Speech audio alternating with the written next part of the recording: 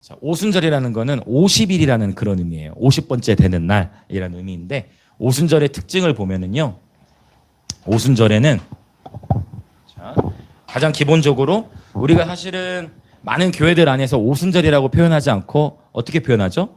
절기로 성령 강림절이라고 표현해요. 그렇게 표현하는 이유는 오순절날 성령이 임하셨기 때문에. 그렇죠. 성령 강림. 그런데 성령 강림절의 용어는 익숙한데 오순절이라는 용어가 익숙하지 않다면 뭔가 좀 놓치고 있다라는 거예요. 왜냐하면 성경에서는 성령 강림절로 표현하지 않고 어떻게 표현했어요? 오순절에 성령께서 임하셨잖아요. 그래서 이러한 절기들의 표현을 제가 의도적으로 절기 때마다 이렇게 더 이 메시지를 하는 이유는 우리가 자꾸 성경에 기록된 이 용어에 더 익숙해지도록, 그리고 이 절기 하나님의 때를 우리가 기념하기 위해서 이 절기 때마다 절기와 관련된 메시지를 제가 나누고 있어요.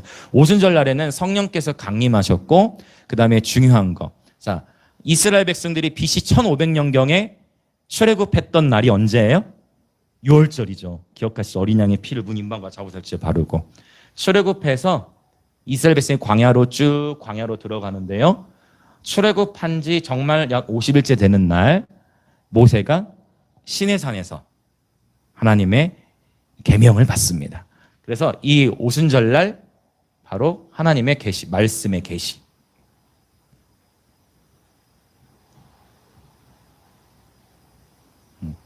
그건 좀 얇은 것 같습니다, 이거.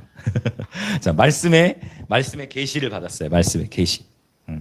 자, 그리고 하나가 더 있어요. 중요한 오순절날. 자, 초실절은 처음 익은 열매를 하나님께 드리는 거였다면 이스라엘 안에서는 추수가 봄에도 있고 가을에도 하게 되는데, 이 초막절 무렵에도 추수를 하게 되는데, 봄 절기에서도 오순절 무렵에도 곡식을 추수하게 되어져요. 그래서 곡식 추수. 추수의 사이클이 1년 중 2번 들어가는 겁니다. 자, 이 세 가지가 오순절을 이해하는 데 있어서 굉장히 중요해요. 오순절날 이런 일들이 있었다라는 것입니다. 자, 그러면 이제 오늘 본문을 들어갈 건데, 그 전에 사도행전 2장, 오늘 본문 보기 전에 사도행전 1장 우리 2절부터 5절까지를 보면서 오늘 메시지에 대한 배경을 좀 설명드리려고 합니다. 자, 사도행전 1장 2절부터 5절 같이 한번 읽어보겠습니다. 시작. 그가 택하신 사도들에게 성령으로 명하시고 승천하신 날까지의 일을 기록하였노라. 그가 고난받으신 후에 또한 그들에게 확실한 많은 증거로 친히 살아계심을 나타내사 40일 동안 그들에게 보이시며 하나님 나라의 일을 말씀하시니라. 사도와 함께 모이사 그들에게 분부하여 이르시되 예루살렘을 떠나지 말고 내게서 들은 바 아버지께서 약속하신 것을 기다리라. 요한은 물로 세례를 베풀었으나 너희는 몇 날이 못되어 성령으로 세례를 받으리라. 아멘. 자, 5절에 보면 몇 날이 못되어 성령으로 세례를 받으리라 말씀하신 거예요. 이 5절에서 말씀하신 몇 날은 정말 며칠 되지 않았어요. 정말 며칠 되지 않았어요. 며칠 정도 되었습니까? 며칠 정도 있다가, 자, 여기서 말하는 몇 날은 생각해 보세요. 자, 예수님께서 6월절에 죽으셨죠. 그리고 초실절에 부활하셨죠. 자, 오순절이라는 거는 6월절 다음날로부터 50일째 되는 날 말이라. 50일째 되는 날이라는 의미예요. 50일. 근데 예수님께서 초실절에 부활하셨죠? 3일 만에 부활하신 거예요.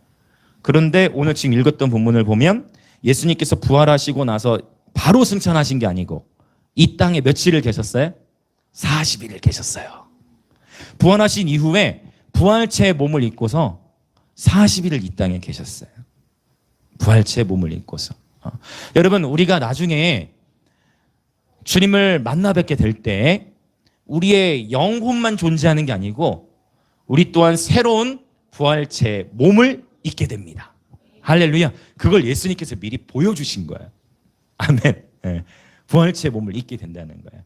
가장 건강하고 아름다웠을 때의 모습으로 부활체의 몸을 입게 될 것이다 라고. 이 부분은 모든 개신교의 대부분의 아마 거의 대부분의 교단들이 다 동의하는 영역일 겁니다.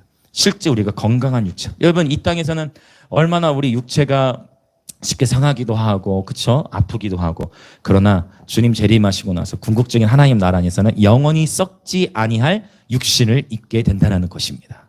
지금은 저도 뭐 배가 이렇게 나오지만 주님 재림하시고 나면 가장 가장 아름다운 육체의 모습으로 하나님 만나보게 될 겁니다. 자, 40일을 이 땅에 더 계셨다라는 거예요. 그러면 40일 있다가 이제 승천하셨거든요. 그래서 몇 날이 못 돼요. 약속하신 성령이 임하신 시간은 그러면 며칠, 정말 며칠 있다가 성령이 임하셨을까요? 7일, 그쵸? 근데 이제 이 40일을 요 삶을 포함할 수도 있고 아닐 수도 있고, 근데 일단은 이때 살아나셨고 40일을 계셨다 했으니까 아마도 7일 정도가 되지 않을까. 좀 더 길게 잡는다면 이제 요 죽으신 날로부터 보자면 이제 10일 정도 볼 수 있지만 저는 한 7일 정도로 보고 있어요. 네, 흥미롭죠. 그러니까 정말 예수님이 승천하신 이후에 정말 말 그대로 며칠 안 있다가 성령께서 임하신 거예요. 그 전에는 성령께서 어떠한 형태로 임하실지 제자들이 알 길이 없지. 모르는 거예요.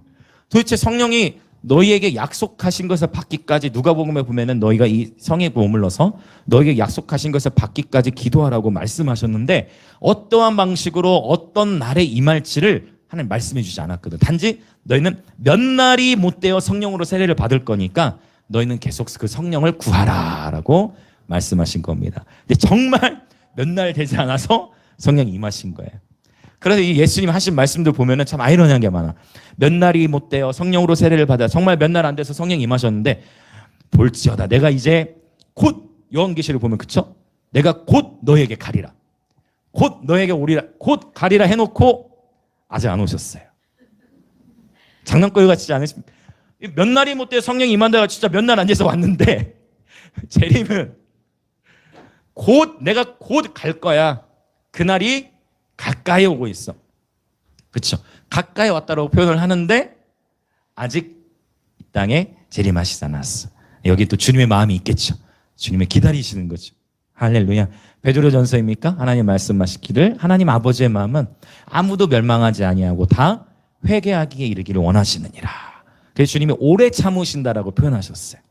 우리 주님보다 오래 참는 이가 없습니다. 우리 주 예수님은 오래 참음의 본이 되십니다. 아멘. 성령의 열매 가운데 사랑과 희락과 화평과 오래 참음이 있죠. 사랑은 오래 참고로 시작해서 모든 것을 바라고 모든 것을 견디고 모든 것을 바라고 모든 것을 소망하고 모든 것을 견디는 것으로 사랑에 대한 정의를 고린도전서에서 하고 있는 걸 볼 수 있습니다. 우리 주님은 오래 참음의 본이 되어 주셨어요. 지금 아직 오지 않으시는 이유는 하나님께서 이건 이제 사도행전 제가 3장이죠. 만물의 회복과 관련해서 여러 번 말씀드린 적이 있는데 결국 이 세상을 바로 그분의 신부들, 그분의 교회들을 통하여 이 땅을 회복시키기 위한 하나님의 기다림이 또한 있다라는 것이죠. 할렐루야, 할렐루야. 자, 그래서 이 정말 몇 날이 못 돼서 성령이 임하셨는데 성령이 임하기까지 이 며칠의 기간 동안 이제 1장 후반부에 보면 이 다락방에 모여서 마음을 같이 해서 오로지 성령의 임하심을 구하는 거예요. 그렇게 기도하는 가운데 2장에서 이제 성령이 드디어 임하셨고 베드로가 성령의 능력에 완전히 사로잡혀서 놀라운 강력한 기름이 넘치는 하나님의 말씀을 선포하는 내용이 이제 36절까지 2장 36절까지 나오는 것입니다. 자, 그러면 이제 오늘 우리는 37절부터 이제 42절까지를 보도록 하겠습니다. 자, 2장 37절 다시 한번 읽어보겠습니다. 시작. 그들이 이 말을 듣고 마음에 찔려 베드로와 다른 사도들에게 물어 이르되 형제들아 우리가 어찌할꼬 하거늘 이라고 나왔습니다. 형제들아 우리가 어찌할꼬. 자, 이 말을 듣고 마음에 찔렸다라고 표현하고 있습니다. 마음에 찔렸대요. 자, 그러면 여러분 이 여기서 나오는 이 마음이라는 단어는 헬라어로 카르디아라는 단어였어요. 이 카르디아는 어떤 의미냐면 심장이에요. 그 심장에 칼이 꽂힌 거예요. 자, 여기 찔려라는 이 표현은 헬라어로 카타니소라는 단어인데 이건 뭐냐면 아주 격하게 찌르다 또는 관통시키다라는 그런 의미가 있어요.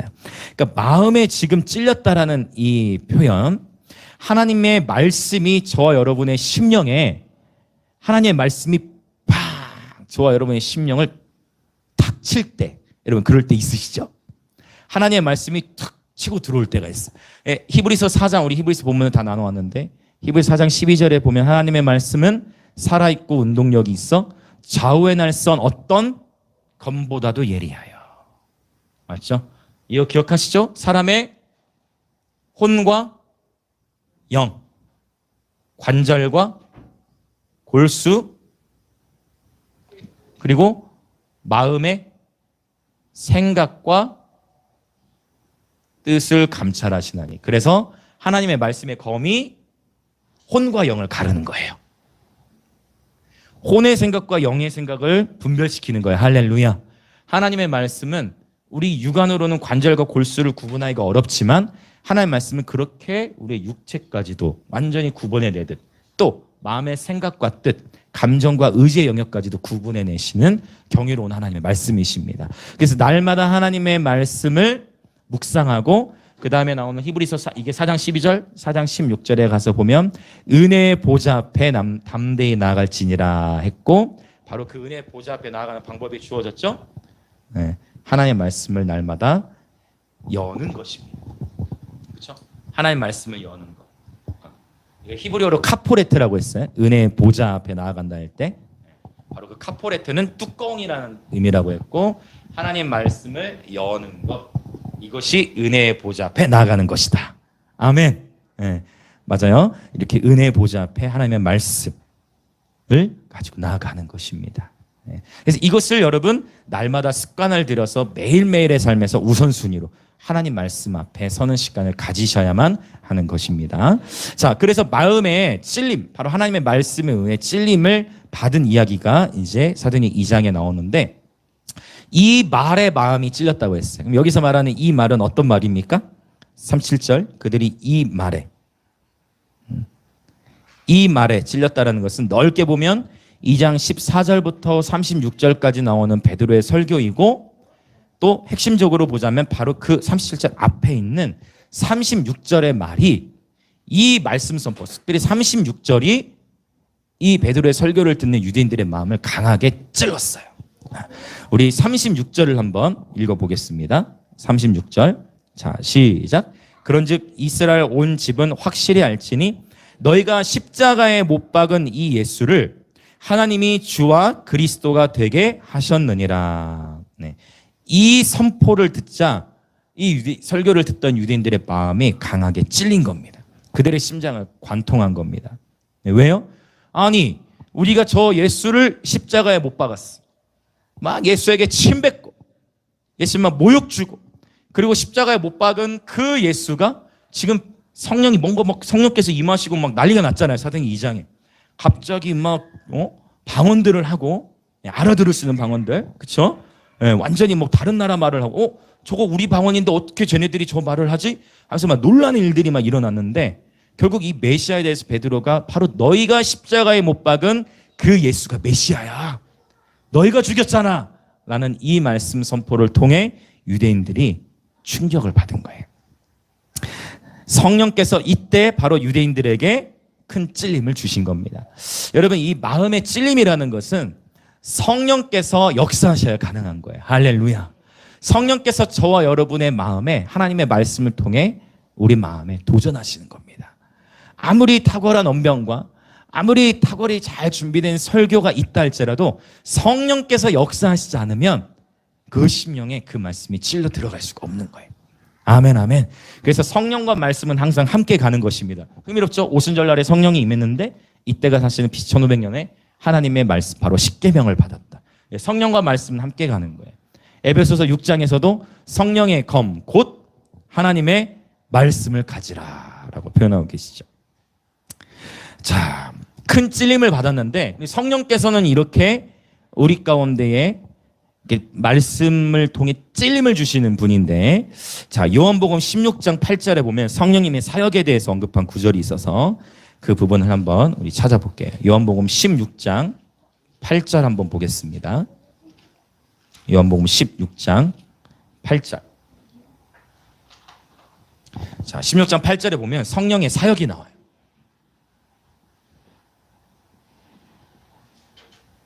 성령께서 어떠한 일들을 하시는가. 예수님께서 직접 말씀하신 내용입니다. 자, 16장 8절, 요한복음 16장 8절 같이 읽어보겠습니다. 시작. 그가 와서 죄에 대하여, 의에 대하여, 심판에 대하여 세상을 책망하시리라. 자, 성령께서 오셔가지고 첫 번째 뭐에 대하여? 죄에 대하여. 두 번째 의에 대하여. 세 번째가 뭐죠? 네, 심판에 대하여 세상을 책망하신다 했어요.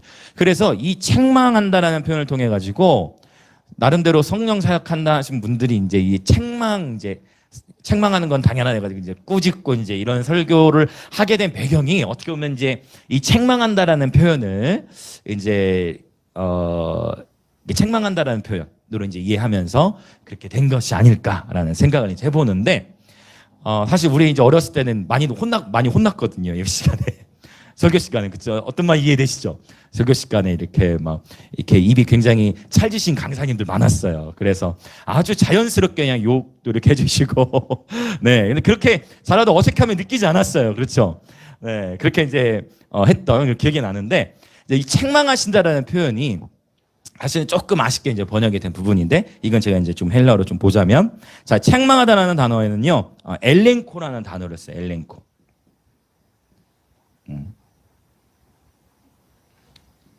이 엘렌코라는 단어는 어떤 의미로 성경에서 많이 쓰였냐면, 이걸 꼭 기억하셔야 돼요. 깨닫게 하다예요. 깨닫게 하다.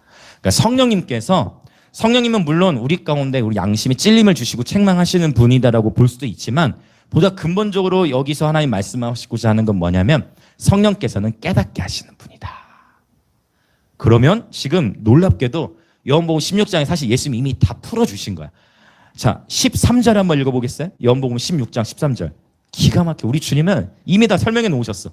자, 13절 읽어봅시다. 시작. 그러나 진리의 성령이 오시면 그가 너희를 모든 진리 가운데로 인도하시리니 그가 스스로 말하지 않고 오직 들은 것을 말하며 장래를 너희에게 알리시리라. 그러니까 성령님은 깨닫게 하시는 분이고 13절에서는 뭐라고 표현했어요? 진리의 성령이시다. 아멘. 우리 성령님은 진리의 성령님이십니다. 우리가 말씀을 읽는 가운데에 말씀으로 기도하는 가운데에 성령께서 그 진리를 깨닫게 하시는 것입니다. 이 시간에서 예수님의 이름을 선포하는 것, 저와 여러분이 성경을 읽을 때마다 성령께서 임하셔서 그 말씀이 깨달아지는 역사가 있을지어다. 아멘, 아멘. 성경을 읽을 때마다 진리의 성령에 사로잡힐지어다. 개인의 부르심이 깨달아질지어다. 성경 읽을 때마다 가정의 부르심이 깨달아질지어다. 아멘, 아멘, 아멘. 진리의 성령께서 역사하신다는, 깨닫게 하신다. 그러면 좀 더 이제 조금만 더 구체적으로 살펴봅시다. 자, 성령님께서 죄에 대하여 깨닫게 하신다는 거예요. 그러면 주님께서 말씀하시는 죄, 깨닫게 하시는 죄가 무엇이냐? 이제 9절, 16장 9절. 자, 읽어볼까요? 시작. 죄에 대하여라 함은 그들이 나를 믿지 아니한 거. 그러니까 하나님 보시기에, 성령께서 보시기에 가장 큰 죄, 여러분 이것을 잘 기억하셔야 돼요. 가장 큰 죄는 바로 뭐예요? 믿지 않는 거예요. 예수 그리스도를 믿지 않으면 구원이 없잖아요.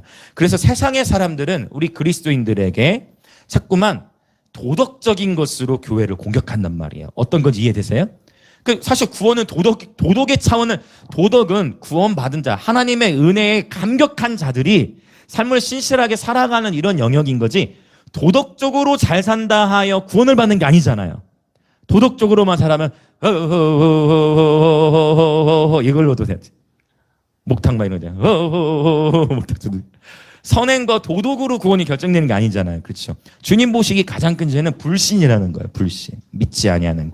그래서 우리가 거리로 나가서 계속 전도하는데, 어제 또 감격스럽다고 2년 전에 봤던 수빈이라는 그 아이가 이렇게 공원에 또 와서 보니까 너무 많이 큰 거야. 그 사이에.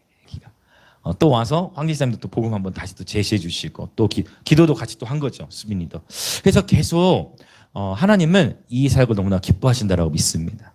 우리의 이름과 빛은 없지만 끊임없이 나아가서 복음을 전하는 것이죠. 그들에게 왜? 믿지 아니하는 것이 가장 큰 죄이기 때문에. 어제 오셨던 분 중에 30살까지는 교회 다니다가 안 다닌 분이 있었죠. 와서 찬양 한참 듣고 계속 끄떡끄떡 하시더라고. 분명히 하나님 그분에게 성령께서 뭔가를 깨닫게 하셨을 거예요. 제가 그랬어요. 아내분이 기도 많이 하실 것 같다고. 그래서 하나님 여기 보내신 거라고 제가 그랬죠. 남자분에게. 자, 가장 큰 죄 바로 불신이라는 겁니다. 그 다음에 자 10절 16장 10절 읽어볼까요? 의에 대하여라 함은 내가 아버지께로 가니 너희가 다시 나를 보지 못함이요. 여기서 조금 아리송하죠. 자, 의에 대하여라 하면 내가 아버지께로 가니 너희가 다시 나를 보지 못함이요. 즉 이 하나님의 의, 하나님의 뜻인데 사실 베드로도 이 예수님의 뜻을 다 몰라가지고 이 예수님께서 십자가의 길을 가셔야 되는데 베드로가 뭐라고 얘기합니까? 마태복음 16장에서 주여 절대 그럴 수 없나이다. 그때 예수님 베드로에게 말씀하시죠. 사탄아 뒤로 물러가라. 너는 지금 나의 가야 할 길을 방해하는도다 라고 말씀하셔요. 성령께서 또 깨닫게 하시는 건데 이 의, 그래서 지금 이 본문에 보면 의에 대하여라면 내가 아버지께로 가니 너희가 다시 나를 보지 못하며 아버지께로 가니 즉 여기서 말하는 의는 십자가, 부활 그리고 아버지께로 가는 거예요. 승천. 그렇죠? 또 보좌에 앉으셔서 통치하시죠.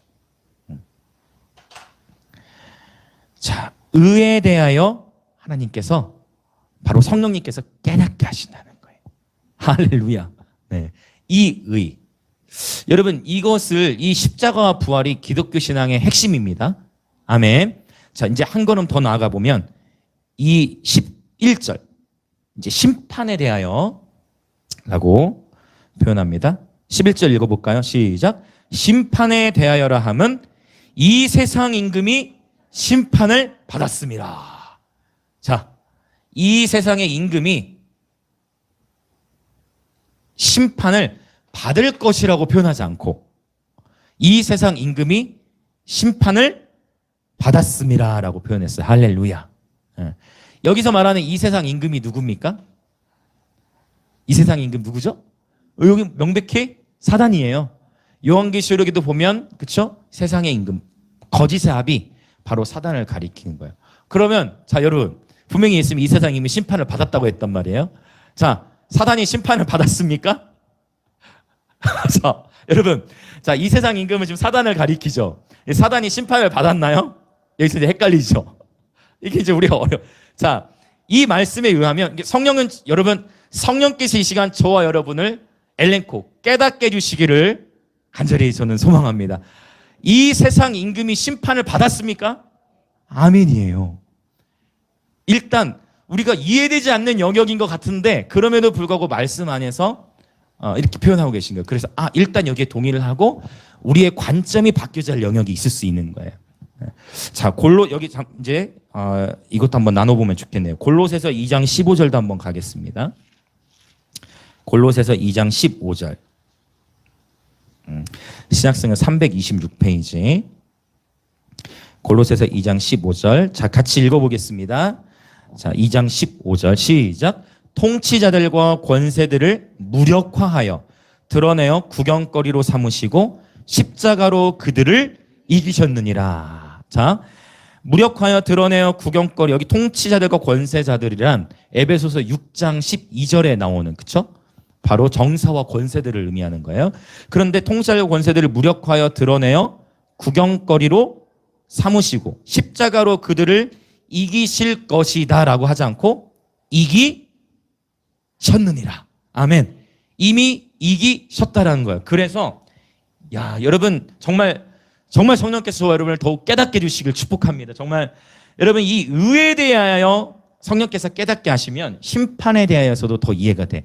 그러니까 기독교 신앙의 핵심은 하나님은 자꾸 무엇에 여러분 솔직하게 재림 이후에 어떻게 하나님 나라가 펼쳐질지에 대해서 어느 누구도 완벽하게 알 수가 없어.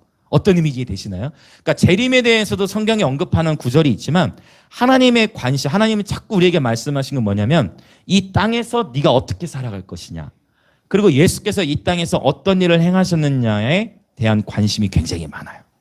그게 뭐예요? 바로 십자가와 부활에 대한 이야기예요. 이 세상 임금이 심판을 받았다라는 의미가 바로 무엇이냐면 예수님께서 십자가에서 죽으시고 부활하심으로 말미암아 사단의 권세가 깨어졌다라는 것을 말씀하는 겁니다. 할렐루야. 그래서 우리는 어떻게 이해하냐면 아니 목사님 그럼에도 불구하고 이 세상에 이렇게 수많은 악한 일들이 있는데요. 아니 세상은 점점 악해져 가는데요. 아니 일어나는 이 수많은 죄악들의 것들은 무엇입니까 도대체? 그거 사단이 행하는 거 아닙니까? 예. 사탄이 행하는 영역이 맞다고 볼 수도 있죠. 그러나 우리가 여기서 이해할 수 있는 건 뭐냐면 세상 임금은 이렇게 이해하셔야 돼요. 세상 임금이 심판을 받았고 그러나 세상 임금이 죽진 않았어요. 오케이? 여러분 재판에서 재판 딱 받았다고 해서 또 감옥에 갔다 해서 바로 죽나요? 아니죠. 자, 이미 세상 임금은 심판을 받은 거예요. 즉 사단에게는 사형 선고가 내려진 겁니다. 할렐루야. 그래서 여기서 이걸 어떻게 이해하시냐면 제한된 권세. 사단은 어느 정도 역사합니다. 그러나 하나님이 허용하신 범위 안에서만 사단은 발악을 하고 있는 것입니다. 이것이 요한계시록에서도 이야기하고 있는 거예요. 맞죠? 사단이 어떤 활동들이 일어날 때 보면은 일곱인, 일곱 나팔, 일곱 대접 뭔가 하나님께서 떼어주셔야 일이 일어나는 거예요. 아멘. 맞죠? 하나님의 제한된 권세 안에서만 이 사단은 활동한다라는 거예요. 요한계시 20장에서 보면 천년의 통치 기간이 끝나고 난 이후에 사단이 잠시 풀려나는 기간이 있지만 그때 유명한 곡과 마곡이 미혹한다 해요. 근데 그 본문을 자세히 보시면 곡과 마곡에 미혹하는 일이 있지만 그 일들로 인해 타락하는 자들이 있다라는 표현이 없고 곡과 마곡이 성도들의 진을 성도들을 둘러 진친단 말이에요. 그런데 그때 바로 주님께서 직접 그 곡과 마곡의 세력들을 불로 태워버리신다 했어요. 그러니까 결국 여러분 이 사단은 제한된 권세 안에서 지금 활동합니다. 그러나 이 세상 임금은 이미 심판을 받았다. 그래서 이미 우리는 그리스도 안에서 바로 십자가를 통하여 승리하도록 부름을 받은 것입니다. 할렐루야. 그래서 이미와 아직에 대해서 제가 히브리서 강의할 때 설명을 드렸던 기억이 나요. 심판 받았어요. 그러나 아직 죽은 건 아닙니다. 이 죽은 것은 나중에 이제 주님께서 언제 죽이시느냐. 이제 완전히 불못에다가 던져버리실 때가 있어. 지금은 감옥에 갇혀 있다고 볼 수 있어요. 네. 감옥에서도 여러분 통치합니다. 감옥에서도 대리인들을 통해서 쫄개들 통해서 기억하세요. 용은 자세히 보면 용은 갇혀 있어요. 요한계시록 보면 용은 갇혀 있어요. 갇혀 있는데 바로 어둠의 쫄개들을 통해서 대리적으로 이 세상 가운데 악한 일을 도모하고 있는 것입니다. 그러나 우리는 두려워하지 않는 것은 바로 이미 세상 임금의 심판을 이미 받았기 때문인 것입니다. 할렐루야. 네, 그게 이제 요한복음 16장 8절부터 11절에 나오는 이야기예요. 이것을 깨닫게 되면 저와 여러분의 신앙생활 가운데 굉장히 큰 기쁨과 자유가 있게 되어져요. 할렐루야. 왜? 세상 임금은 이미 심판을 받았기 때문에. 네. 그래서 이 계시를 가지고 이 깨달음을 가지고 오늘의 하루도 성령님과 함께 친밀하게 동행하는 저 여러분 되길 원합니다. 아멘. 성령님은 이렇게 우둔한 우리의 심령에 하나님의 말씀으로 관통하셔서 깨닫게 하시는 분이시고 그래서 요한복음 16장 13절에서는 이 성령님을 진리의 성령이다라고 표현하고 있다라는 것입니다. 자, 우리 주변에 계신 분들 한번 이렇게 인사하겠습니다. 진리의 성령으로 충만하십시오. 그래서 여러분 말씀을 읽다가도 여러분 어떤 걸 막히면 여러분 성령님 깨닫게 해주세요. 어떤 경우에는 여러분 이런 것도 좋아요. 성경 읽기 전에 말씀으로 들어가기 전에 성령님 오늘 어떤 말씀 기대합니다. 분명히 오늘 1장이면 내일 2장이 이어지겠지만 성령님 오늘 또 이 말씀으로 내게 말씀해 주십시오. 하나님 오늘 또 깨닫게 해 주십시오. 여러분 성경을 읽다 보면 어려운 내용들 많아요. 저도 이런 내용을 다 이거 신학교에서 배우는 거 아닙니다. 신학교에서 다 배우는 게 아니에요. 신학교에서 아직 신학교에서 한다 그걸로 되는 게 아니고 결국은 개인이 하나님 말씀 앞에서 배우고 주님께 여쭙고 말씀 안에 정리해 나가야 돼요. 할렐루야. 결국은 정리. 여러분 늘 기도하십시오. 하나님 오늘 또 말씀을 깨닫게 해주십시오. 하나님 가르쳐 주십시오. 그리고 분명히 하나님 여러분에게 놀라운 말씀의 계시들을 풀어주실 거예요.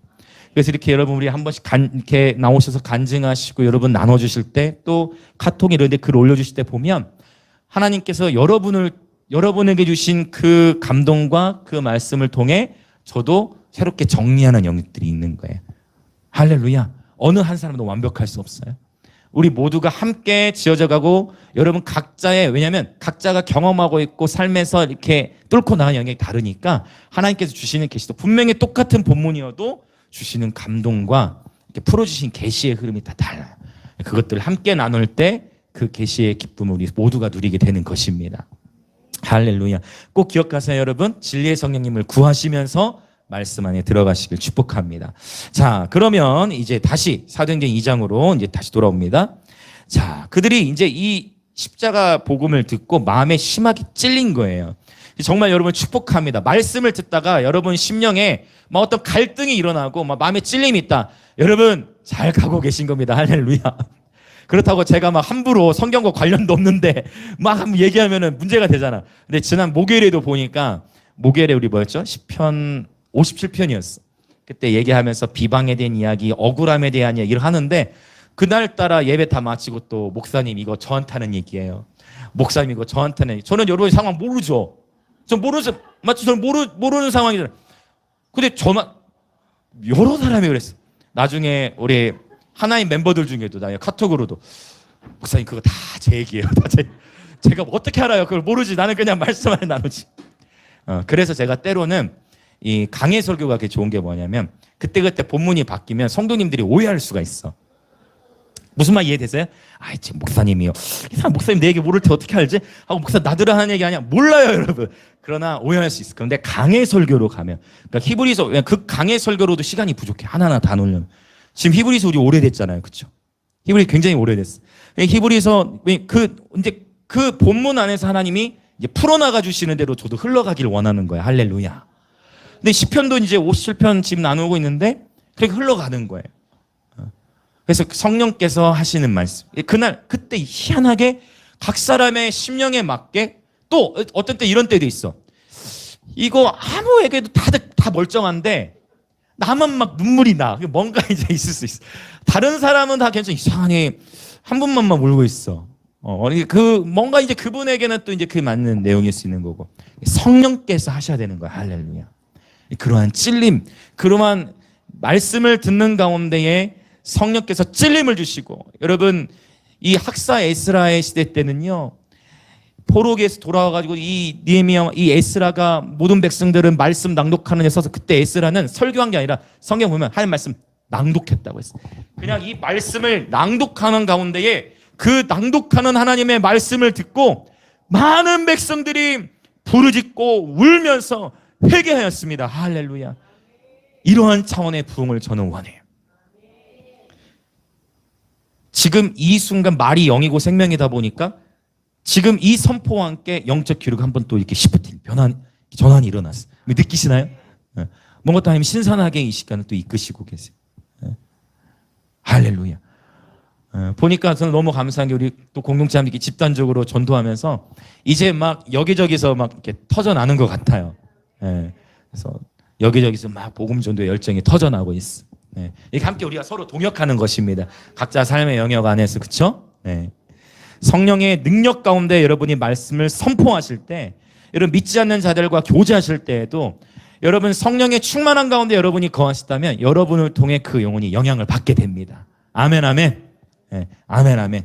그렇게 영향을 받게 돼. 여러분이 영향을 끼치는 자들입니다. 여러분을 통해 여러분의 가정과 여러분의 학교와 일터 가운데에 성령께서 세일을 행하신 줄 믿습니다. 아멘, 아멘. 이들이 막 찔렸어요. 자, 이제 38절 한번 보겠습니다. 2장 38절. 자, 읽어볼게요. 시작. 베드로가 이르되 너희가 회개하여 각각 예수 그리스도의 이름으로 세례를 받고 죄의 사함을 받으라. 그리하면 성령의 선물을 받으리라. 자, 오케이. 자, 38, 그러니까 이제, 그러면 이제 찔렸어. 큰일 났다. 세상에 그 메시아를 우리가 죽인 거야? 세상에 그 메시아이신 주님을 우리가 죽인 거야? 라고 찔림을 받을 때 베드로가 권면하는 내용이 뭐냐면 자, 세 가지를 말해요. 크게 세 가지. 자, 첫 번째 뭐예요? 회개. 그 다음에 회개를 하게 되면 그 다음에 예수 그리스도 이름으로 세례를 받고. 죄사함은 내가 하는 게 아니죠. 세례받는 게 이제 회개하고 세례받으면 제사함 받는다는 거. 그 다음에 뭐예요? 그리하면 뭐를 받게 된다? 성령의 선물이라 했어요. 자, 이제 여기서 아주 난해한 이야기가 나오는데 어떤 부분들은 제가 시간 관계상 다 설명해 드릴 수는 있는데 그러면 다 주무실 수 있어요. 이거 보니까 너무 이런 지식적인 배경만 하게 되면 많이 피곤해지시더라고요. 그래서 제가 충분히 그걸 배려하면서 아니에요? 자, 넘어가겠습니다. 자, 회개와 세례 성령의 선물 잘 보시면 어떠한 문맥들 안에서는 세례에 대한 언급 없이 회개하면 죄사함을 받는다는 표현이 성경에 굉장히 많아요. 근데 특별히 사도행전 2장 38절에서는 뭐가 들어가 있어요? 세례가 들어가 있어요. 이 본문 하나만 가지고도 정말 엄청난 토론들을 할 수가 있는데 왜냐하면 자, 일단 마태복음 28장에 보면 세례에 대해서 아버지와 아들과 성령의 이름으로 세례를 주잖아요. 그런데 사도행전 지금 2장 38절에서는 어떻게 세례를 줘요? 누구의 이름으로? 이거 굉장히 중요한 건데 이걸 잘 보세요. 마태복음 28장에서는 아버지와 아들과 성령의 이름으로 세례를 주라고 했었어. 근데 사도행전 2장에서부터 이제 사도행전에 나오는 모든 사도행전에서는 다 하나같이 예수 이름으로 세례를 줍니다. 그럼 도대체 뭐예요? 어떻게 해야 돼요? 어떻게 해야 될까요? 자, 아리송하죠? 아버지와 아들과 성령의 이름이 사실 예수 이름 안에 들어있는 건데 자, 그래서 목사님 이상한 얘기 하는 거 아니에요? 막 생각하실 수도 있지만 자, 요게 성경에 분명히 누구 이름으로 사도행전 2장에 줬어요? 38절에? 예수 이름으로 세례를 주었어요. 그래서 사실은 저도 장로교 목사이지만 예수 이름으로 침례를 줍니다. 자, 여러분 가운데 자, 아버지 아들과 성령의 이름으로 세례 받으셨죠? 예수 이름으로도 받으신 분 계시나요? 아마 네, 예수 이름으로 황영희 쌤도 아마 예수 이름으로 침례를 받으셨죠. 이진우 목사님이 예수 이름으로 침례를 주시니까 자, 그러면 그러니까 제 얘기는 뭐냐면 그러면 아버지 아들과 성령의 이름으로 세례를 주면 잘못되냐? 그건 아니지 당연히. 왜? 마태복음 28장에 돼 있으니. 그러니까 항상 이렇게 하나님 말씀 안에만 거하면 되는데 사도행전 2장에서는 특별히 예수 이름으로만 다 세례를 줬어요. 그리고 사실 세례라는 표현보다는 사실 이제 이 세례라는 단어가 헬라어로 이제 밥티조라는 단어를 써요. 밥조 뭐 이렇게 했죠. 밥티조. 밥티조. 이 밥티조라는 단어는 뭐냐면 물에 잠그다예요. 물에 잠그다. 완전히 물속에 잠겨지는 것을 의미해. 밥티조. 그래서 이제 침례라고 이제 표현을 하겠죠. 예수님께서 요단강에서 받으셨던 모습은 자, 우리가 일반적으로 세례하면은 이제 약식으로 이렇게 물을 뿌리면서 아버지와 성령의 이름으로 주는데 사실 예수님이 받으셨던 세례의 모습도 당연히 어땠을까요? 요단강에서 물에서 올라오실 즉 다 침례로 받으셨어요. 그래서 이 침례가 사실 로마서라든지 이런 본문을 보면은 이 침례가 더 맞구나라는 것을 이야기해요. 왜냐하면 로마서에서는 이 세례받는 것을 그리스도와 함께 장사 지내는 것으로 말씀하거든요. 그래서 잘 보세요 이제. 자, 회개와 세례와 성령의 선물. 이제 슬슬 졸리기 시작하시죠? 아닙니까, 여러분? 자, 회개는 죽음. 회개는 죽음. 그러면 세례는 뭐와 연결되겠어요? 장사. 죽음, 장사. 그 다음에 부활과 연결되는 거예요. 실제 로마서 1장에서도 보면 예수 그리스도께서 부활하신 것은 성결의 영으로 말미암아 부활하셨다 했어요. 성결의 영, 즉 성령으로 말미암아 예수께서 부활하시게 됐다라는 표현이 있어요. 이렇게 회개와 세례 성령의 선물이 죽음, 장사, 부활과 연결되어집니다. 자, 흥미롭죠? 그래서 이 세례가 물에 잠기는 건데 그래서 저희는 장로교회이지만 이전에 제가 담임으로 있을 때부터 저는 예수 이름으로 침례를 줬어요. 예전에는요, 예수 이름으로 침례 주는 곳이 굉장히 소 그룹이었는데 이번에 보니까 침례교에서도 어떤 한 교수님이 그걸 또 말씀하시더라고. 이걸 얘기하신 분들 많아요. 왜냐면 일반적으로 아버지, 아들과 성령의 이름으로만 침례를 주는데, 그래서 이제 혹시 침례를 받지 않으신 분들이 계시거나 아버지, 아들과 성령의 이름은 침례를 받았지만 예수 이름으로 또 침례를 받고 싶다 하신 분들이 계시면 여름쯤 해가지고 바닷가에 가가지고 예수 이름으로 침례식을 하려고 합니다.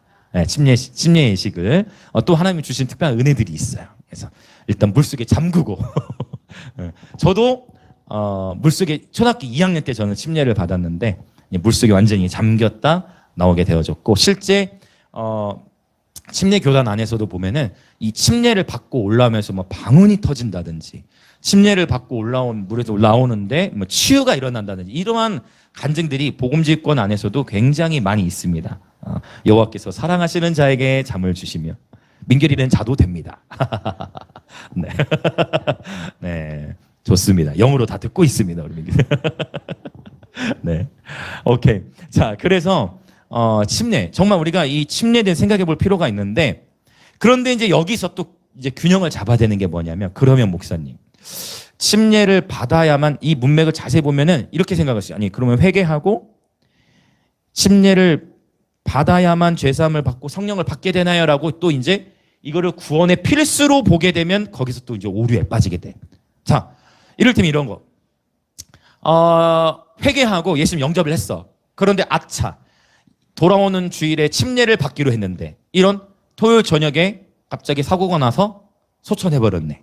갑자기 죽게 되었어. 그런데 실제 극단적으로 어떤 특수한 교단 안에서는 세례를 받지 않았기 때문에 그 영혼은 구원을 못 받았을 것이다라고 가르치는 교단도 있습니다.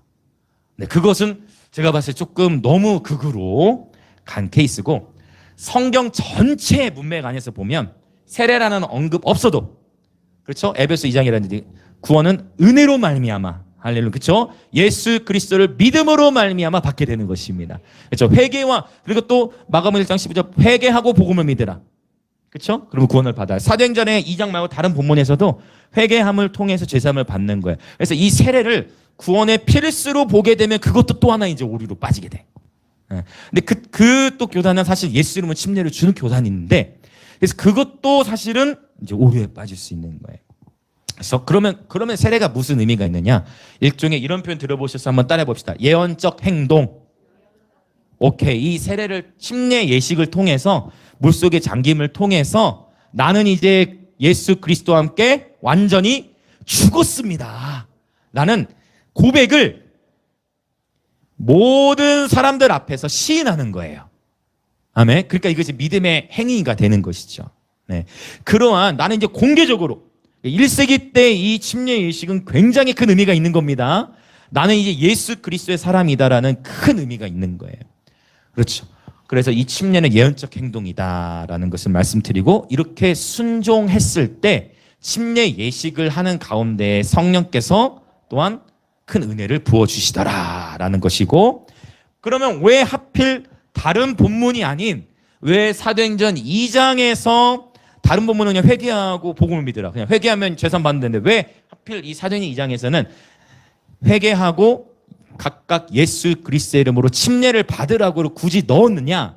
그것은 이제 이 배경과 연결돼 있어요. 이 본문의 배경과. 지금 이 말씀을 듣는 모든 사람들의 마음이 이제 찔려졌단 말이에요. 유대인들이 이 말씀을 듣는 가운데에, 자, 예수 이름으로 침례. 사실은 우리가 요한복음이라든지 다른 이제 고대 문헌들을 보면 세례 요한이 처음 침례식을 한 것 같죠? 그렇지 않아요. 1세기 당시에도 이미 세례 예식, 침례 예식을 많이 했었어요, 유대인들도. 그럼 어떠한 경우에 이 침례 예식을, 전혀 예수를 모르는 기독교 아닌 유대교에서도 어떠한 경우에 이러한 예식들을 했느냐? 정결 예식이라고도 그걸 칭하기도 했는데, 바로 이방인들이 유대인으로 개종하는 경우에, 이방인들이 유대인으로 개종하는 경우에 이 침례 예식을 행했던 것으로 여러분 알려져 있어요. 제가 나중에 이걸로 요한복음 강의할 때 더 자세하게 설명을 드릴게요. 그래서 유대인들에게는 굉장히 자존심 상하는 메시지인 거예요, 이게. 왜냐하면, 아니 지금 우리가 유대인인데 내가 또 침례를 받아야 한다고? 이거는 왜? 이방인들이 유대인으로 개종될 때 침례 예식을 행했는데, 아니 내가 세례를 받아야 한다고? 내가 정통인데? 내가 제대로 된 정통인데? 여러분, 이 예수 그리스도 이름으로 세례를 받으라는 것은, 침례를 받는 것은 완전히 자존심을 꺾고 명예를 내려놔야 하는, 말 그대로 자기 부인으로 가는. 그래서 이 유대인들에게 베드로를 통해 성령께서 특별히 이 본문 안에서 세례를, 예수 그리스도 이름으로 세례를 언급하고 있는 것입니다. 그래서 구원의 조건처럼 보이지만 특별히 유대인들에게, 아하, 바로 하나님의 말씀에 너희가 정말 순종할 수 있냐? 정말 너희가 예수 그리스도의 사람임을 증명할 수 있겠냐? 그동안에 이방인들이 유대인 되는 데에서 너희들이 정결 예식을 행했지? 너희도 예수 그리스도의 사람임을 새롭게 증명해봐. 이렇게 지금 강하게 메시지를 선포하는 거예요. 그러고 봤더니 베드로의 기질이 좀 어때요? 베드로가 여러분 예수의 이름으로 여러분 세례를 받으시고, 베드로의 기질은 조금 강하죠. 조금 뭔가 이렇게, 주여 그렇게 하실 수 없나이다. 주여 다 주를 버릴전정 나는 주를 버리지 않겠습니다. 조금 화나면 에이 그냥 칼 꺼내가 말고 귀를 팍 베버리고. 멋지죠? 굉장히 인간적으로 굉장히 멋지죠? 막 귀 한 방에 그냥 확 잘라버리고 그냥. 그랬더니 좀 다혈질 기질이냐. 그 기질 그대로 성령께서 아마 강하게, 아주 강한 어조로 이 말씀 선포케 하셨을 거예요. 자, 그래서 이 말씀을 선포하는, 즉 38절에서 핵심, 예수 그리스도의 세례를 받으라는 거 핵심은 뭐냐면 유대인들에게 자기를 부인하고 하나님 말씀에 순종하라라는 것을 가르치고 있는 거예요. 사도행전 5장 32절에 가서 보면 하나님이 자기에게 순종하는 사람들에게 주신 성령이라고 표현하고 있어요. 지금 이 유대인들은 자기 자존심 꺾고 내가 그동안 배워왔던 신앙의 관습, 이거 다 벗어버리고 예수 그리스도의 제자가 되라고 지금 도전을 받고 있는 거예요. 자, 그러면 이제 또 봅시다. 베드로가 좀 더 선포합니다. 39절. 아주 혁명적인 말씀이죠, 지금. 자, 39절 읽겠습니다. 시작. 이 약속은 너희와 너희 자녀와 모든 먼데 사람 곧 주 우리 하나님이 얼마든지 부르시는 자들에게 하신 것이라. 또 두 번째 충격. 안 그래도 지금 예수 이름으로 침례를 받으라고 하는데 더 충격. 뭐야 지금. 유대인들만 구원을 받아야 될 거 아니야. 하나님이 유대인의 하나님이라고 알고 있잖아요, 유대인들은. 그런데 지금 이 말씀 어떻게 표현했어요? 이 약속은 너희와 너희 자녀와 모든 먼데 사람 곧 주 우리 하나님이 얼마든지 부르신, 지금 이 유대인들에게뿐만 아니라 이방인들에게까지 모든 누구든지로까지 이 말씀이 확대돼 버린 거예요. 그러니까 두 번째 충격. 아니 그러면 우리가 침례 받는 것까지는 할 수도 있을 텐데 세상에 구원이 우리에게만 아니라 저 이방인들까지도 다 구원을 받을 수 있게 된다고? 두 번째 충격을 극복해야 되는 거예요. 이해되시죠? 아주 혁명적인 말씀인 거예요. 때로는 여러분 기억하세요. 하나님의 말씀이 저와 여러분의 가지고 있는 신앙적인 전통에 도전하실 때가 있어요. 내가 그동안 신앙생활 해오던 패턴, 내가 그동안 해오던 방식, 내가 믿어오던 방식, 내가 그동안 알고 있던 어떤 영적인 지식, 이런 것들에 대해서도 하나님이 말씀 안에서 내려놓아라 할 때는 과감하게 순종함, 장사함으로 들어가는 이러한 신앙의 여정이 필요하더라고요. 자, 기억하십시오. 하나님의 말씀은 언제나 우리의 전통과 경험을 넘어서는 것입니다. 아멘, 아멘, 할렐루야. 그래서 저도 전하다가 잘못 전한 게 있으면 이렇게 언급을 해야 돼요. 계속 잘못한 거 있거나 혹시 제가 뭐 헬라는 거 잘못 설명한 거 있으면 정리를 해야 돼 다시. 하나님 말씀 앞에서는 정직하게 나아가야 되니까. 아멘, 맞죠? 자, 하나님의 말씀은 언제나 우리의 전통과 경험을 넘어서는 것입니다. 아멘. 자, 우리 40절 읽어보겠습니다. 40절 시작. 또 여러 말로 확증하며 권하여 이르되 너희가 이 패역한 세대에서 구원을 받으라 하니. 참 어떻게 보면 이 지금 사도행전 2장의 메시지가 1세기에만 해당이 되는 게 아니고 사실 그때도 패역이라는 단어, 이 굉장히 악하다라는, 악한 세대라는 걸 표현하고 있잖아요. 오늘날 이 시대도 참 이 단어가 좀 이렇게 맞물리지 않습니까? 세상을 이렇게 보면 너무 잔인하고, 이전에는 그래도 불과 5년, 10년 전만 해도 모성에 대한 설교를 이렇게 편하게 할 수 있었는데 요새는 막 그런 가정 안에서도 심각한 그런 막 뭐죠? 이런 일들 뉴스를 통해서 우리는 보게 되잖아요. 부모가 막 자녀를 해야 하는 일들도 보게 되고, 이런 말도 안 되는 일들을 보게 되는 이러한 상황 속에서도 구원을 받는 자들이 있다는 것입니다. 지금 우리가 눈에 보이는 현실 속에서 세상 가운데 수많은 악한 일들이 자행되고 있다 할지라도 하나님은 지금도 살아서 역사하고 계시며 놀라운 추수를 예비하고 계십니다. 바로 저와 여러분을 통해서 하나님은 놀라운 추수를 일으키실 것입니다. 지금이 그 추수의 때를 준비하는 바로 그러한 계절인 것입니다. 아멘, 아멘. 네. 자, 41절 읽어봅시다. 시작. 그 말을 받은 사람들은 세례를 받음에 이 날에 신도의 수가 3,000이나 더하더라. 자, 지금 사도행전 1장에서 몇 명이 모여서 기도했습니까? 1장, 2장에서 120명이죠. 그런데 그날 그 말을 받은 사람, 그 말을 받은 사람들은이라는 표현은 그 말을 받은 사람도 있고 받지 않은 사람도 있어요. 여러분, 하나님의 말씀이 내 심령에 확 찌를 때 있어요.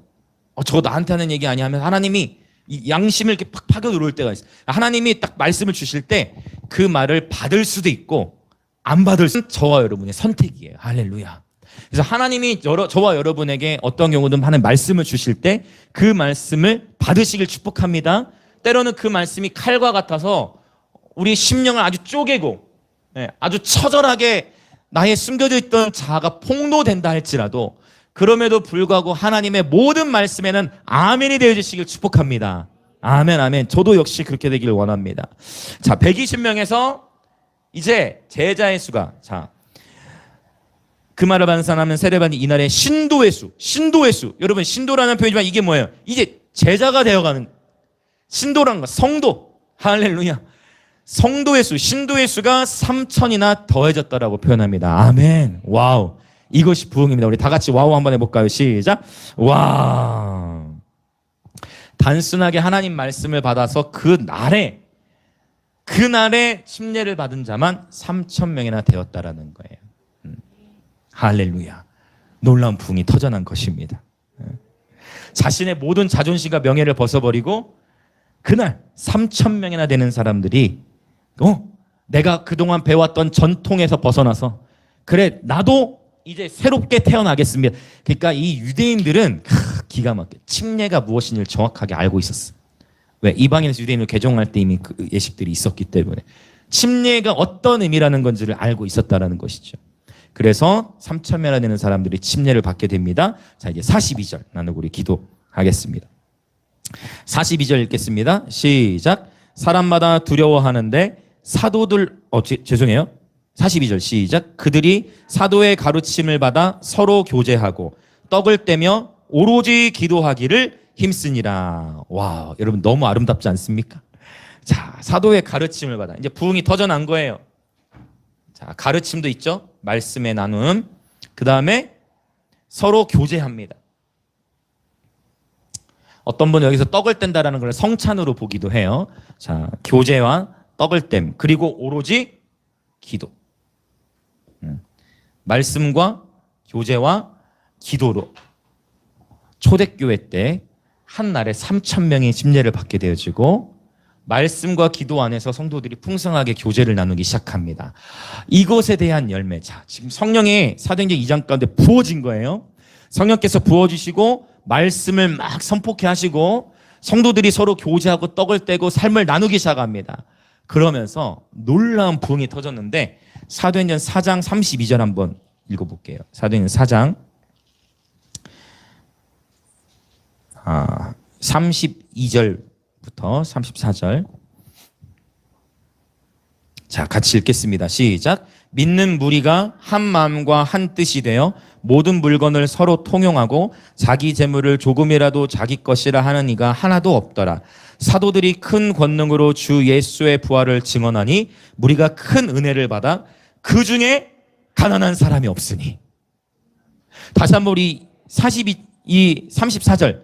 그 중에 가난한 사람이 없으니. 이거 말씀 다시 한번 선포할까요? 시작. 그 중에 가난한 사람이 없으니. 할렐루야. 오늘 지연이 사님이 대표기도 중에 재정에 대한 부분을 선포하셨는데 또 하나님 성령께서 동일하게 인도하시는 거예요. 자, 지금 3,000명이 침례를 받았죠. 당시에, 지금 이 당시에, 침례를 줬던 이 당시에 예루살렘에 살고 있던 인구가 얼마나 됐을까요, 여러분? 이 당시에 지금 예루살렘에 세례받은 사람이 3천 명이에요. 이 당시에 예루살렘에 거주하고 있던, 살고 있던, 오늘날처럼 인구가 그렇게 많지 않았습니다.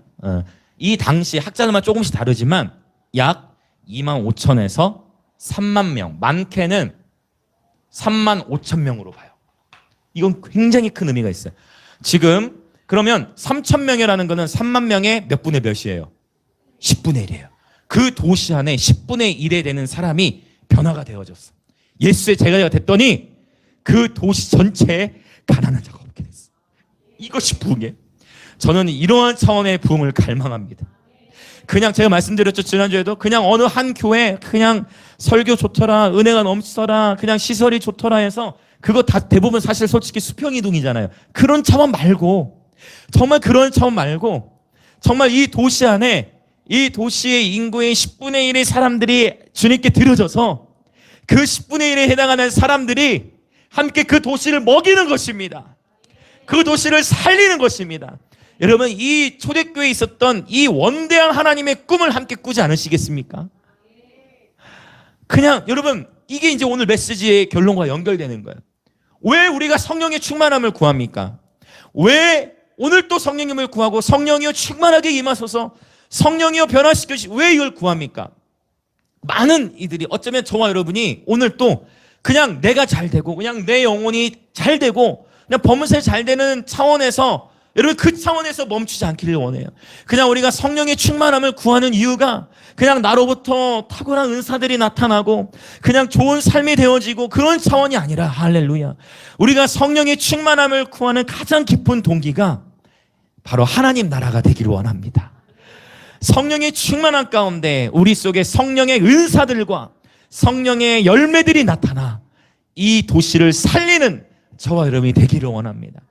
저는 여러분, 이게 참, 그래서 아니 주님 차라리 이런 것도 좀 얘기를 해놓으시지. 그때는 3천 명이고 거기는 이 정도 살고 있었고 이것이 부흥이다, 그렇게는 하지 않으시고 어떠한 경우 이렇게 하나님의 말씀, 이게 사람으로 하여금 더듬어 찾아서 이렇게 발견하도록 허락하신 영역이 있는 것 같아요. 이런 표현이 잠언에 있죠. 이를 숨기는 것은 하나님의 영화요, 그것을 찾아가는 것은 왕의 영화라. 여러분, 3만여 명밖에 되지 않는 상황 가운데 3천 명이 변화됐을 때 그 도시에 놀라운 일이 일어났어요. 여러분, 이러한 얘기를 우리는 베델교회 빌 존스 목사님 통해 이야기를 들은 적이 있어요. 캘리포니아 레딩 도시, 그 도시 안에 그 베델교회가 그 지역을 섬기기 시작하는 거예요. 네, 때마다 어떤 행사들이 있을 때마다도 그 오히려 시로 헌금을 하고, 할렐루야, 너무 아름답죠. 우리 영광의 임재 교회도 김해시에 헌금을 하는 날이 올 것입니다. 구제하고 나누고 나눌수록 더 풍성해지는. 근데 참 저는 하나님이 놀라운 게, 제가 새벽까지 말씀을 준비하니까 하나님이 이 말씀의 확증을 지금 떠올려 주신 거예요. 이게 하려고 했던 게 아니고 지금 성령의 엘렌코 깨닫게 하시니까, 지금 제가 나누면 저는 지금 성령 안에 있습니다. 지금 제가 나누면서 지금 하나님이 깨닫게 해주신 건데, 작년 오늘 르방 베이커리에서 빵을 공급받기 시작했어. 왜냐면 페이스북에 그게 떴거든. 근데 이거를 얘기할 거라는 생각을 못했는데, 이 생각을 전혀 제가 하지 못했는데, 성령 강인전과 연결시키지 못했는데, 그게 작년 오늘이더라고. 오늘 이 선포하고 있는데, 먹이는 걸 선포하고 있는데. 아멘, 아멘. 바로 그거죠. 제가 바로 여러분에게 나누고자 하는 게 그것입니다. 하나님이 여시죠. 그리고 우리는 묵묵히, 때로는 바보 같기도 하고 아무도 알아주지 않아도 계속 전하고 또 묵묵히 삶으로 나아가는데, 하나님 오늘 1년 전 오늘 이거를 빵을 공급 시작하게 하셨는데, 여러분 그래서 거래소 우리 마음껏 더 섬겼으면 좋겠어요. 감사하게 마스크 2,000개인가 3,000개 그 큰 박스가 이제 다 끝났어요. 네. 이제 또 우리 함지사님 다른 통에 받아주셨던 한 박스가 이제 큰 박스 안에 남아 있는데, 어느새 마스크도 다 이렇게 많이 나갔더라고. 여러분 계속 전하는 것입니다. 할 수만 있으면 계속 이 도시를 많이 먹이고 섬겼으면 좋겠어요. 할렐루야, 이것이 부흥입니다. 같이 이 시간 함께 기도할까요? 와우. 먼저 영적인 부흥이 있었고, 그 이후에 부흥의 파도 속에 이 변화된 이들을 통해 예루살렘 도시 전체 가난한 자들이 없었다라고 말씀하고 있어요. 사실은 여러분 제가 지금 조금 전에 읽었던 사도행전 4장에 많은 이들이 물건을 통용하고 나누는 이 말씀을 이거를 잘못 해석하고 영적으로 깨어있지 못함으로 말미암아 사회주의의 노선들이 이 말씀을 사실 붙들었던 거 아십니까? 김일성의 사실은 어머니도 신실한 기독교인이셨고 이런 배경들이 있어요. 근데 그래서 중요한 게 뭐냐면 나누는 것 이전에 내가 먼저 성령에 사로잡혀야 돼요. 하나님 지금 이 작업을 하고 계신 거예요. 우리 영광의 임재교회도. 내가 철저하게 내가 성령을 구하는 동기, 내가 신앙생활하는 동기부터 하나님은 우리를 다루시는 거예요. 그리고 우리 안에 모든 상처와 아픔들을 회복시키시고 우리가 먼저 주님과 친밀한 교제 안에 거해야 합니다. 그래야 구제하고 나눌 때 여러분 그 구제와 나눔도 나의 의가 될 수 있다라는 거, 내가 이렇게 섬겼다라는 나의 의가 되길 하나님 원치 않으시는 거예요. 여러분 우리 철저하게 마치 유대인들이 이걸 통과해야 되는, 내가 그동안에 그렇게 모세오경 붙들고 기다렸던 메시아가 이미 왔다 가버리셨어. 왔을 때 알아보지도 못할 뿐 아니라 내가 몰랐을 때 그분을 침뱉고 그분을 내가 십자가에 못 박혔네, 그분을 내가 죽였네, 어찌할꼬 경외하면서 그들도 다시금 자신의 자존심을 벗어버리고 자기를 부인하고 침례를 받고 그들이 변화되어져서 예루살렘에 그 중에 가난한 자가 없었다라는 것입니다. 이 시간 기도합시다. 성령께서는 죄에 대하여, 의에 대하여, 심판에 대하여 우리를 깨닫게 하시는 진리의 성령이십니다. 이 하나님의 시간 오순절을 맞이하여 하나님 이 시간 우리 마가의 이 다락방과 같은 곳에 모여 성령의 오심을 사모하며 기도하오니 예수님의 제자들이 단순하게 이렇게 성령을 구하였을 때에 정말 7일이 못돼 몇 날이 못되어 성령께서 급하고 강한 바람처럼 임하셨듯이 오늘 이 하나님의 시간 오순절을 맞이하여 우리가 단순하게 성령님을 구하오니 성령님 성령과 불로 충만케 하여 주시옵소서. 금요일에도 침례는 계속 눈 감고 계셔도 됩니다. 물 침례가 있고 성령 침례가 있고 불 침례가 있어요. 성경에서 침례를 이 세 가지를 의미하는데 불 침례는 항상 성령과 함께 쓰였어요. 그게는 뭐냐면 성령으로는 단독으로도 쓰였지만 성령 침례는 성령께서 임하실 때 혹은 여러분이 불을 경험하고 계시다면 그 불 침례는 곧 성령의 불 침례인 것입니다. 아멘. 어떤 말 이해되시나요? 기도 가운데 여러분이 불을 느끼고 계시다면 그 불이 곧 성령께서 지금 내게 침례를 주고 계신 것입니다. 할렐루야. 불은 빛을 발하죠. 불은 에너지를 줍니다. 불은 따뜻하게 합니다. 이것을 하는 게 예언적으로 이미 말씀 속에 계시를 주신 것이죠. 성령의 불침례가 임할 때 우리가 하나님과 더 가까워지게 되고 우리 안에 죄악들이 타게 됩니다. 우리 안에 상처들이 치유되기 시작해요. 성령의 불이 임할 때 우리의 옛 자가 타버립니다. 성령의 불침례가 임할 때 우리의 마음과 생각이 새로워집니다. 성령의 불침례 가운데 육체가 회복됩니다. 성령의 불침례 가운데 계시가 임합니다. 성령의 불침례 가운데 새 힘과 새 소망이 부어집니다.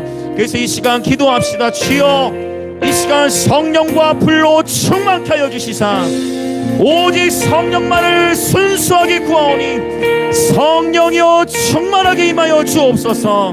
그렇게 주여 외치며 기도합니다. 주여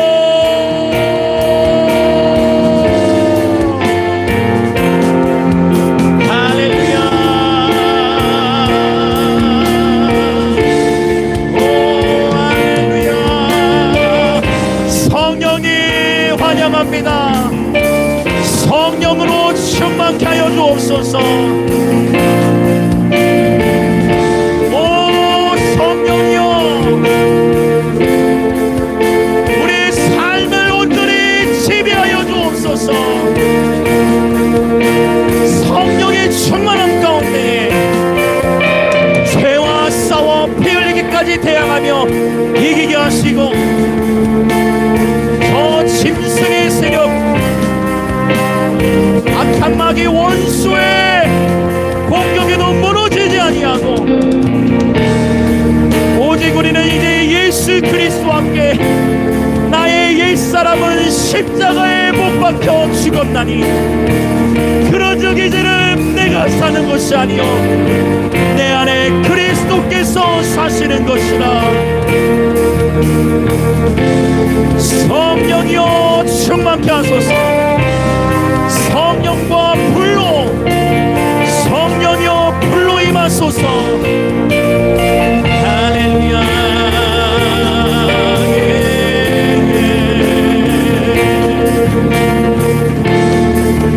성령이여 우리의 속사람을 강건케 하시고 먼저는 우리들의 심령을 성령으로 충만케 하셔서 우리의 심령이 하나님의 영으로 충만하여 이제는 상처들을 돌파할지어다.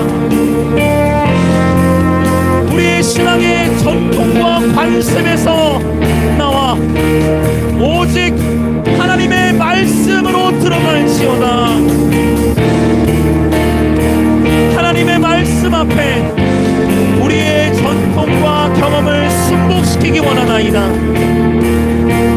그리하여 주님 쓰시기에 합당한 그릇이 되기를 원하나이다. 성령이여 충만하옵소서.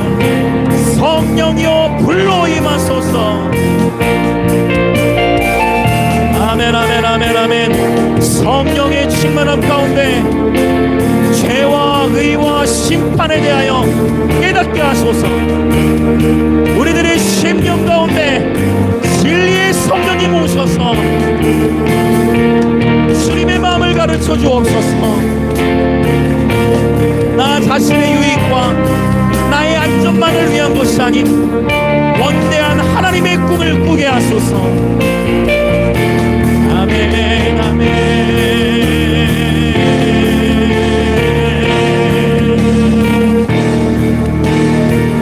아멘 아멘 아멘 아멘.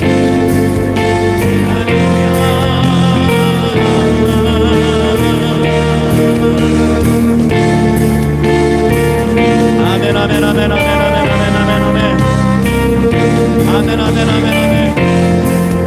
아멘 아멘 아멘 할렐루야. 여러분 정말 도시적 차원의 부흥을 원하십니까? 정말 이 도시 안에 가난한 자들이 없을 수 있을까요?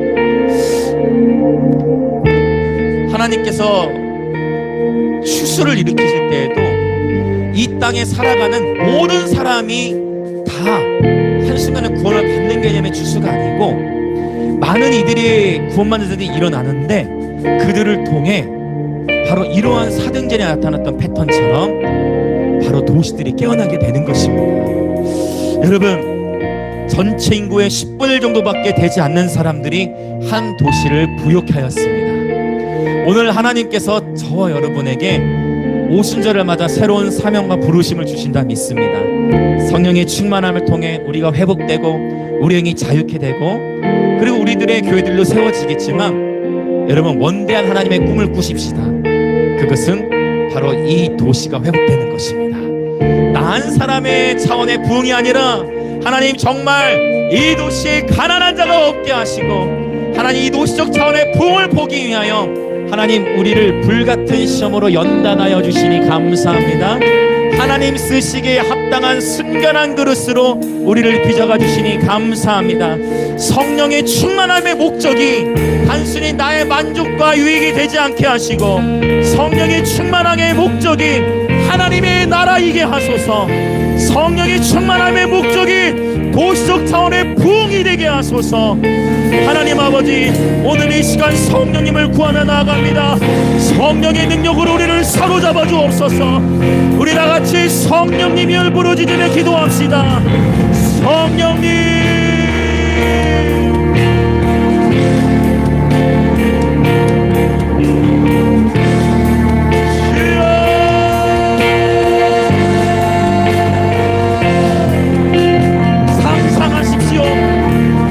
기대하십시오. 하나님의 꿈을 기대하십시오. 하나님의 꿈을 기대하십시오. 하나님의 꿈을 기대하십시오.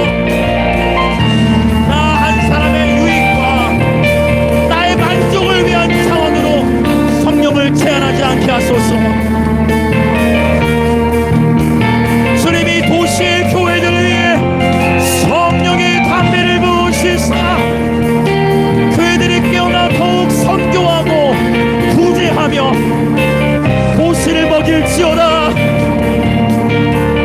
주는 것이 받는 것보다 복이 있다니. 주는 것이 받는 것보다 복이 있나니. 넘치도록 채우셔서 주는 교회가 되게 하소서. 주는 교회들이 일어날지어다. 도시를 먹일지어다.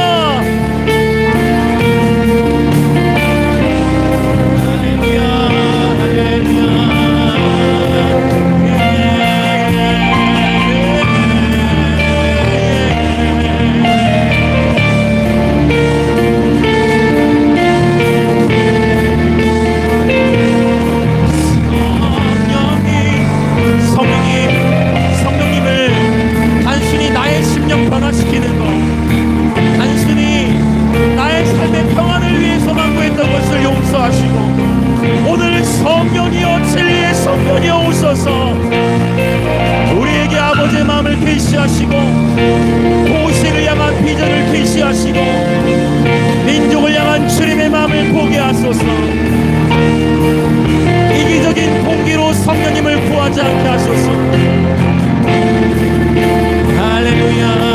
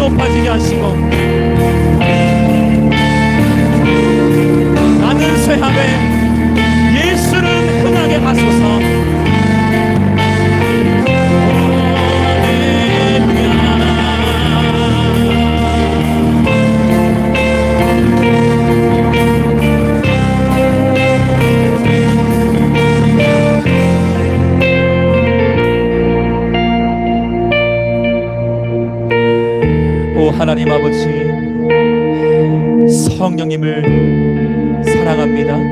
우리 성령님을 인격적으로 더욱 존중합니다. 아버지, 특별히 이 시간 회개하는 것, 우리가 성령의 충만함을 단순히 나의 회복과 나의 만족을 위하여서만 구하였던 모습을 용서하시고, 오늘 이 시간 우리들의 성령님을 구하는 동기가 아버지 물론 나의 회복은 포함이고 우리가 회복되어질 뿐만 아니라 성령님을 구하는 동기가 하나님의 나라이게 하소서. 하나님의 나라는 성령 안에 있는 의와 평강과 희락이라 말씀하신 주님, 하나님의 나라가 성령 안에 있음을 알게 하시는 하나님, 성령 안에서 볼 수 있는 하나님의 나라, 그 하나님의 나라를 향한 갈망을 진리의 성령님 열어주옵소서. 깨닫게 하여 주시옵소서. 그리하여 우리가 우리의 심령이 회복될 뿐만 아니라 아버지 도시를 먹이는 교회 되게 하소서. 아버지 도시를 살리고 구제하고 섬기는 교회가 되게 하소서. 하나님이 이끄시는 부흥을 보기 원하나이다. 아버지 그렇게 되기 위하여 우리의 심령을 불로써 연단하여 주시니 감사합니다. 아버지 지금의 이 모든 계절을 주님께 감사드리나이다. 오 주님 감사드리나이다. 성령과 불로 임하소서. 오늘 또 주 앞에 감사함으로 기쁨으로 예물을 드린 모든 그리스도의 몸의 지체들 축복하여 주시고 하늘의 신령한 복과 땅의 기름진 복으로 축복하시되 주의 몸된 교회는 아버지 더 섬기기 원하는 아버지 감비아와 북한과 인도 아버지 이제 이 영역을 더 넘어 아버지 특별히 이 도시를 더 섬기고 구제하며 정말 가난한 자들과 고아와 과부를 돌보며 아버지 더 이 도시를 섬기기 원하는 마음으로 주 앞에 성령님을 간구하며 나아가오니 주의 몸된 교회 가운데 재정의 기름을 부어 주옵소서. 지금은 우리 주 예수 그리스도의 은혜와 성령 하나님의 감화, 감동, 교통하심이 하나님 아버지의 또 놀라우신 사랑하심이 오늘 이 오순절을 맞아 우리의 전통과 그동안의 경험을 넘어 침례를 받는 자리로 나와야 했던 예수 이름으로 침례받으러 나와야 했던 그 유인들처럼 우리의 심령을 다시금 하나님 말씀 앞에 깨트리고 하나님의 말씀으로 새롭게 하심을 받아 성령의 충만함을 구하며 도시적인 부흥을 꿈꾸는 영광의 임재의 모든 성도분들과 또 그리스도의 몸에 이 예배에 참여하는 그리스도의 몸의 모든 지체들 가운데에 지금으로부터 영원토록 함께 있을지어다.